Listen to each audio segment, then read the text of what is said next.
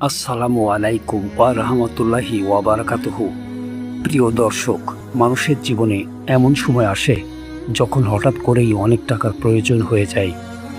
কারো অসুস্থতার চিকিৎসা, সংসারের খরচ, ঋণ পরিশোধ, সন্তানের পড়াশোনা কিংবা জরুরি কোনো প্রয়োজন।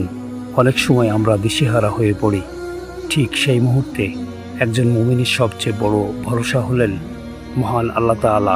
কারণ রিজিকের মালিক একমাত্র তিনি চাইলে অসম্ভবকেও সম্ভব করে দিতে পারেন। বন্ধুরা, আজকের এই ভিডিওতে আমরা এমন একটি সুন্দর আমলের কথা আলোচনা করব যা আমাদের আল্লাহর আরও নিকটবর্তী হতে সাহায্য করবে এবং রিজিকের বরকত লাভের জন্য দোয়া করার একটি উত্তম মাধ্যম হতে পারে। ভিডিওটি শুরু করার আগে আসুন সবাই মিলে একটি ছোট্ট দোয়া করি। হে আল্লাহ, আমাদের সবাইকে হালাল ও বরকতময় রিজিক দান করুন, আমাদের অভাব দূর করুন এবং আমাদেরকে আপনার সন্তুষ্টির পথে পরিচালিত করুন। আমিন। প্রিয় দর্শক, কোরআনের প্রতিটি সূরার মধ্যেই রয়েছে অসংখ্য ফজিলত, আর সূরা ইখলাস এমন একটি সূরা যা আল্লাহর একাত্মবাদের ঘোষণা বহন করে।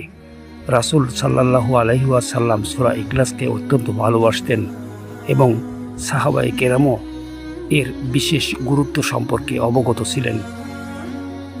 তাই এই সূরাটি নিয়মিত তিলাওয়াত করা একজন মুসলমানের জন্য অত্যন্ত কল্যাণকর।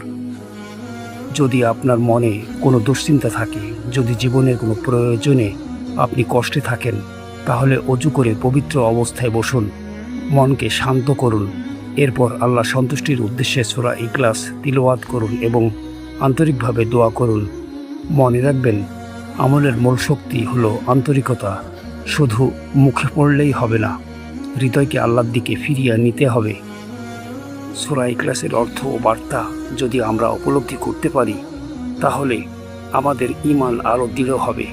আমরা বুঝতে পারব আমাদের সাহায্য করার ক্ষমতা একমাত্র আল্লাহরই রয়েছে।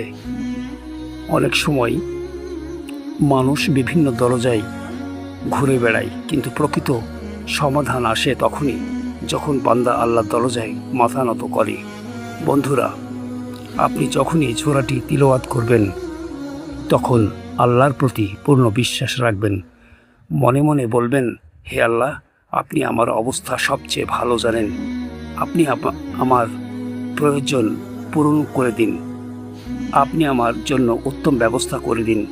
এভাবে দোয়া করলে মনেও প্রশান্তি আসে এবং আল্লাহর প্রতি নির্ভরশীলতা বৃদ্ধি পায়। তবে একটি বিষয় সবসময় মনে রাখবেন, শুধু দোয়া করলেই হবে না, হালাল উপার্জনের জন্য চেষ্টা সাধনাও চালিয়ে যেতে হবে। ইসলাম আমাদেরকে দোয়ার পাশাপাশি চেষ্টা করারও শিক্ষা দেয়। নিয়মিত 5 ওয়াক্ত নামাজ আদায় করুন, কোরআন তিলাওয়াত করুন, পিতামাতার খেদমত করুন, মানুষকে হক আদায় করুন। ইনশাআল্লাহ আল্লাহ তাআলা আপনার জীবনে বরকত দান করবেন। প্রিয় দর্শক, অনেক সময় আল্লাহ আমাদের দোয়ার জবাব সঙ্গে সঙ্গে দেন, আবার অনেক সময় কিছুটা বিলম্ব হয়। কিন্তু একজন মুমিন কখনো হতাশ হয় না, কারণ সে জানে আল্লাহ যা করেন তা তার বান্দার জন্যই উত্তম। তাই জীবনের যে কোনো কঠিন পরিস্থিতিতে ধৈর্য ধরুন, আল্লাহর উপর ভরসা রাখুন এবং নেক আমল চালিয়ে যান।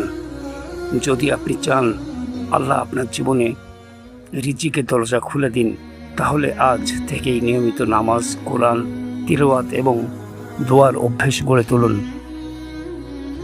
আল্লাহ তাআলা আমাদের সবাইকে হালাল রিজিক দান করুন, ঋণমুক্ত জীবন দান করুন, অসুস্থদের শিফা দান করুন এবং আমাদের সকল বৈধ প্রয়োজন পূরণ করে দিন।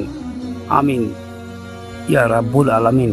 ভিডিওটি ভালো লাগলে একটি লাইক দিন, শেয়ার করুন এবং কমেন্টে লিখুন আলহামদুলিল্লাহ। আজ এখানেই বিদায় নিচ্ছি। সবাই ভালো থাকুন, সুস্থ থাকুন। আসসালামু আলাইকুম ওয়া রাহমাতুল্লাহি ওয়া বারাকাতুহু।